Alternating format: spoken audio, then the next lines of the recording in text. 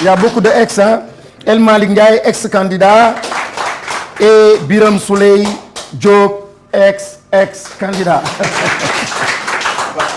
Abbas Fall, donc ex-candidat. Ils ont tous ces partis, toutes ces formations politiques, ont officiellement mis en place la coalition président, Sonko président 2024. Et tous ces partis désignent le président Ousmane Sonko comme candidat, non seulement pour la dite coalition, mais candidat à l'élection présidentielle de 2024.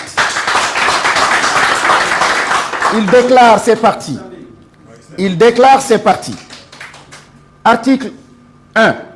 Monsieur Ousmane Sonko, né le 15 juillet 1974 à Thiès, exclusivement de nationalité sénégalaise, jouissant intégralement de ses droits civils et politiques, et officiellement investi et déclaré candidat de la coalition Sonko président 2024 à l'élection présidentielle du 27.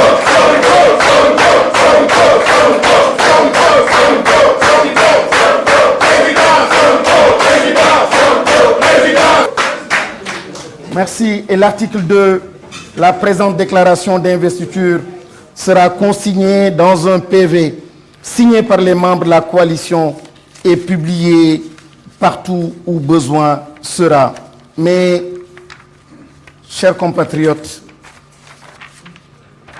je ne peux pas terminer cette allocution sans m'adresser au Conseil constitutionnel. Le Conseil constitutionnel est un pouvoir. Il ne peut pas aller au-delà de la justice du peuple. Le Conseil constitutionnel ne peut pas être plus juste que le peuple. Le Conseil constitutionnel a le redoutable devoir, la redoutable charge de rééquilibrer les pouvoirs. Le Conseil constitutionnel a la redoutable mission de ramener la paix dans ce pays. Le Conseil constitutionnel a la redoutable mission de redorer le blason de la justice. Je disais tout à l'heure, et la conscience historique, elle est importante. Il y a des juges qui ne sont plus. Il y a des présidents qui ne sont plus. Il y a beaucoup d'êtres humains qui ne sont plus de ce monde. Mais la conscience historique, c'est poser des actes qui pénètrent le futur. C'est poser des actes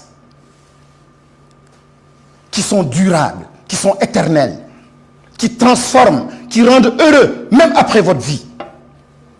Le Conseil constitutionnel a ce redoutable devoir. Il n'a pas le droit de mettre une vérité exclusive, fût-elle celle d'un président en exercice, au-dessus de la vérité de tout un peuple. Le Conseil constitutionnel ne peut pas fouler du pied les décisions de justice qui ont rétabli le droit. Et dans des conditions, dans un contexte extrêmement difficile, mais le droit a été dit. La justice s'est relevée au nom de la dignité du peuple, redonner au peuple sénégalais toute sa dignité et toute sa fierté. La justice nous a permis de revivre ces moments. Et ce Conseil constitutionnel, nous attendons cela encore du Conseil constitutionnel, jusque le droit soit dit. L'avenir dépend de ce Conseil constitutionnel. La paix dépend de la décision du Conseil constitutionnel. On ne peut menacer une institution judiciaire. Loin de moi, cette idée. Mais je me réserve le droit de dire ce que je pense être mon droit et ma part de vérité. Et ma part de vérité, c'est que le droit a été dit. Ma part de vérité, c'est qu'une joute électorale sans le président Ousmane Sonko rendrait illégitime pour 5 ans encore tout autre président qui serait installé. Une joute électorale sans la participation du président Ousmane Sonko voudrait tout simplement dire que le processus électoral est vicié et que le peuple peut se réserver le droit de refuser tout scrutin, tout résultat qui serait issu de ce vote-là si le président Ousmane Sonko n'était pas candidat.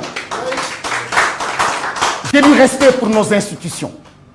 Et très sérieusement, très sincèrement, je respecte ma justice. Je sais que le droit sera dit. Je sais que le droit sera dit. Et je sais qu'à la tête de cette institution, ils sont des Sénégalais comme nous. Les mêmes valeurs de dignité, de job. Les mêmes valeurs de croyants. Et je sais qu'ils pensent à la postérité. Le droit sera dit et Ousmane Sonko sera candidat.